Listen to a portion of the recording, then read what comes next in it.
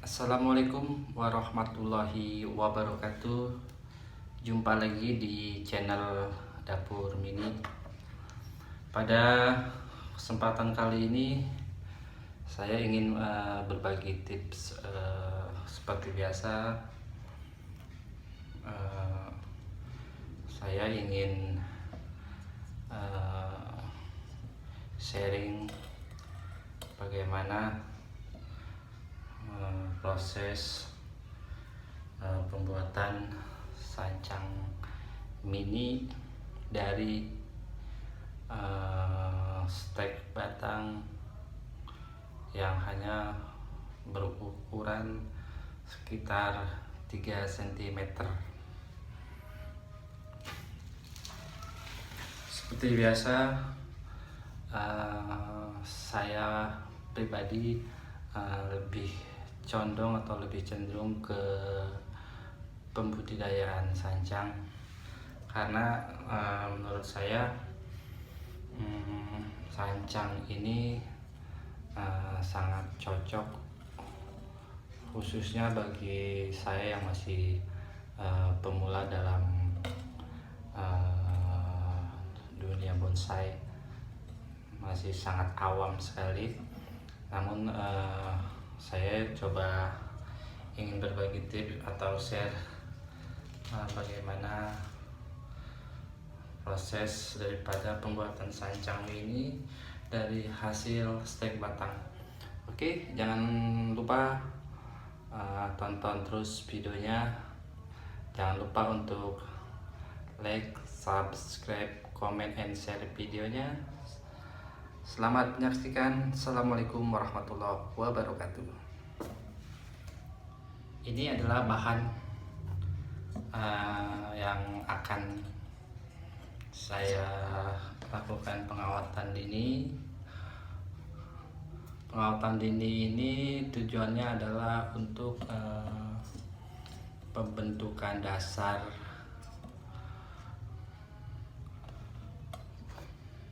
untuk mengarahkan batang yang nantinya kita bisa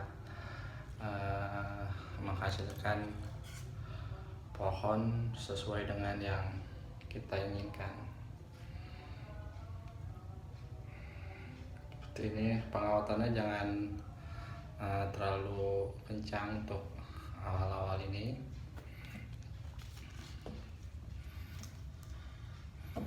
Untuk ukuran kawatnya sendiri saya menggunakan ukuran yang paling kecil ini, kalau tidak salah ukuran berapa mili ini saya lupa juga ini.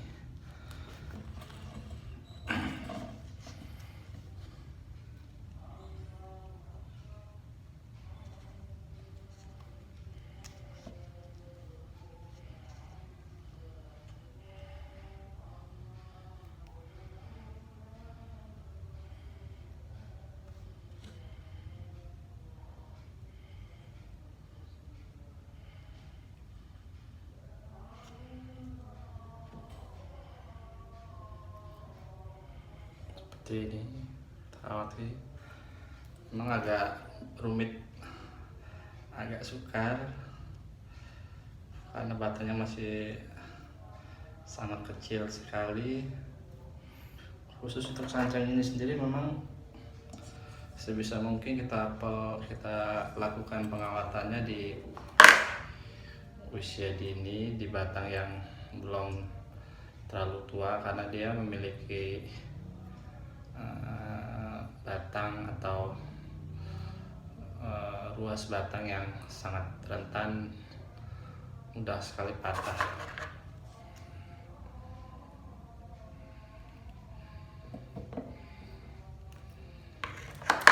Nah, ini ukurannya kurang lebih hanya sekitar 2 sampai 3 cm.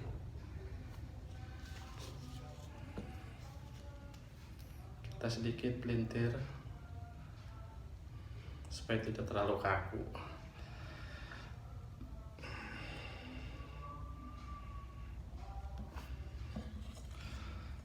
Seperti ini.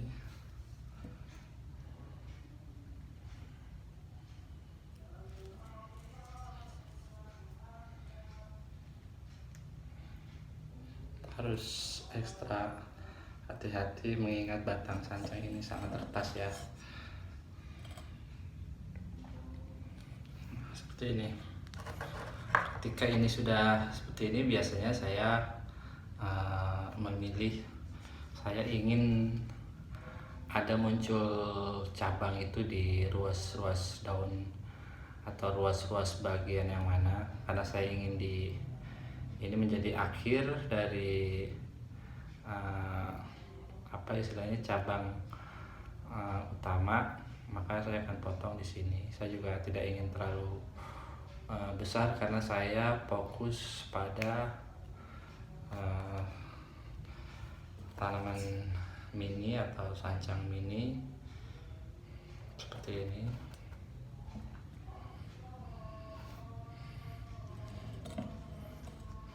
Seperti ini.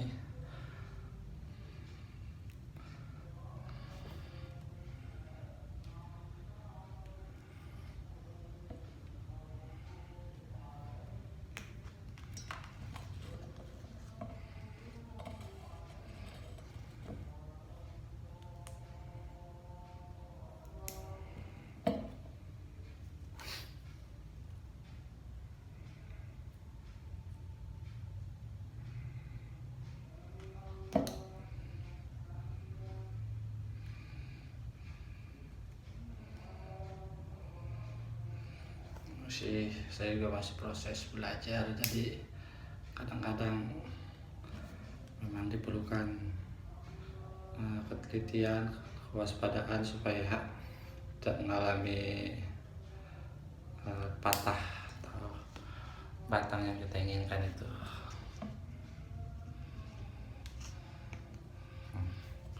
Seperti ini. Saya ingin sancang ini nanti akan bisa tumbuh atau berkembang seperti yang saya inginkan. Ini saya buang aja, yang ini saya pendekkan seperti ini. Ini nanti akan tumbuh anak cabang dari sini ke kanan dan yang satunya ke kiri, yang pada akhirnya ini nanti bisa saja kita jadikan sebagai kanopi atau mahkota. Dan ini sengaja saya masih panjangkan untuk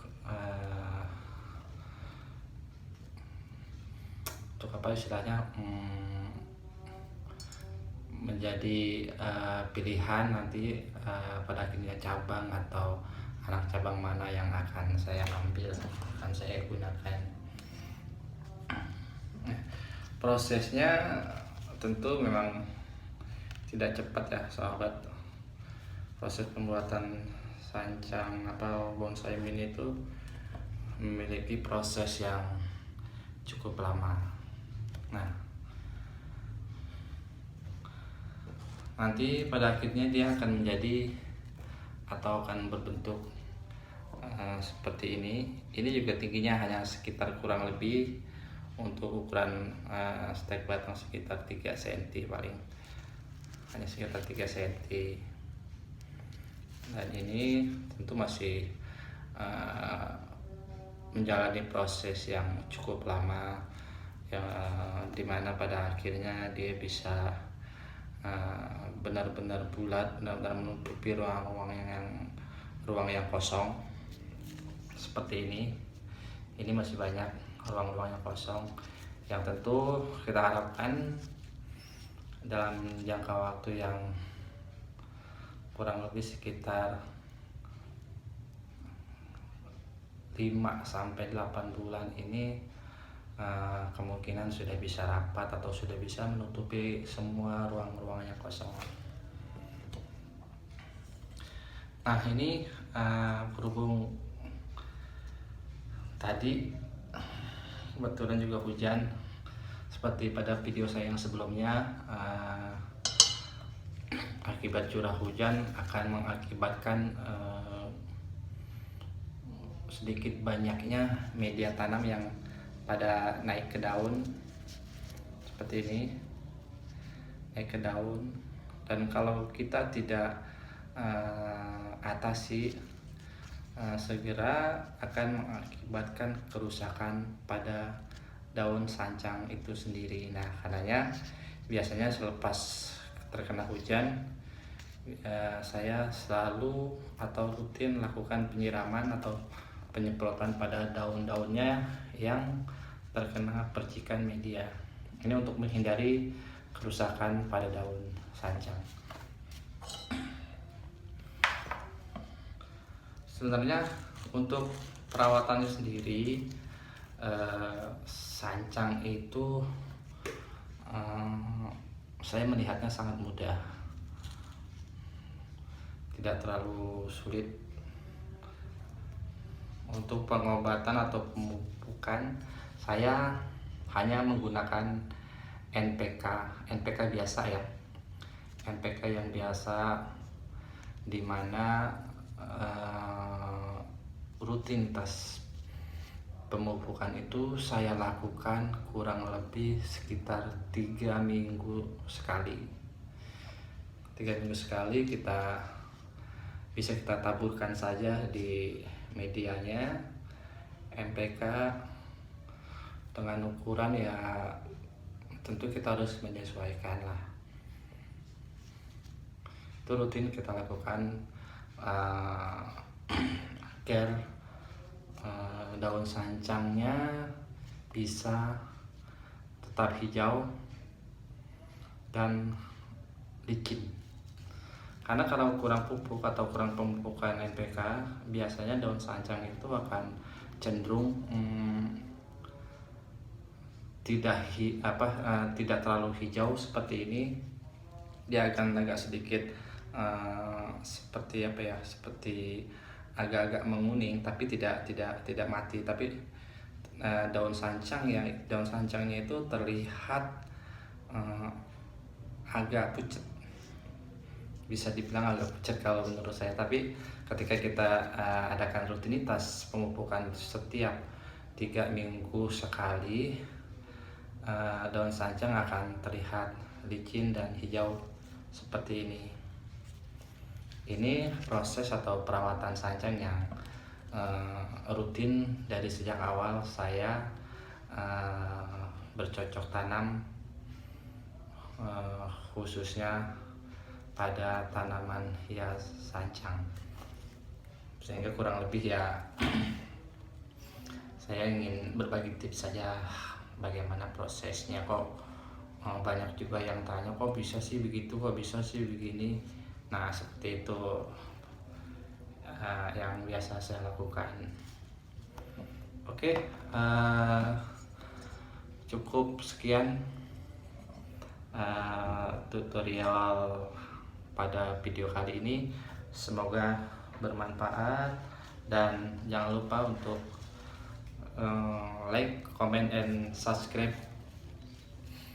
videonya supaya saya tambah semangat lagi untuk berbagi tips bagaimana cara atau proses atau perawatan tanaman hias khususnya sancang.